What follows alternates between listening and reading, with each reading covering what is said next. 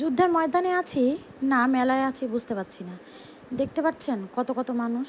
এত মানুষ দেখে কি মনে হচ্ছে আমি কি যুদ্ধের ময়দানে আছি? না, আমি আছি মেলায়। রাজশাহী মুক্তমঞ্চে 1 মাস ব্যাপী চলছিল ক্ষুদ্র কুটির শিল্প মেলা। সেই মেলাতেই এসেছিলাম। অনেক যুদ্ধের পর 3টা টিকিট পেয়েছি। তাহলে আর দেরি কেন, চলো মেলা দেখি। মেলার প্রথমে ঢুকতেই এর পানির ফোয়ারাটা ছিল সাবানের ফেনা না শ্যাম্পুর ফেনা দিয়ে এত ফেনা করছে জানি না, তবে ফেনাগুলো দেখতে অনেক ভালো লাগছিল। আমি তো ফেনাগুলো হাত দিয়ে তুলছিলাম আর সে জাত ফেনাগুলো ফেলে দিচ্ছিল। এখানে বাচ্চাদের জন্য অনেক ধরনের রাইড ছিল। মেলাতে আসলে অনেক কন্টেন্ট ক্রিয়েটরও দেখতে পাবেন। এই দেখেন এই আপুটা কত সুন্দর করে ভিডিও করছে।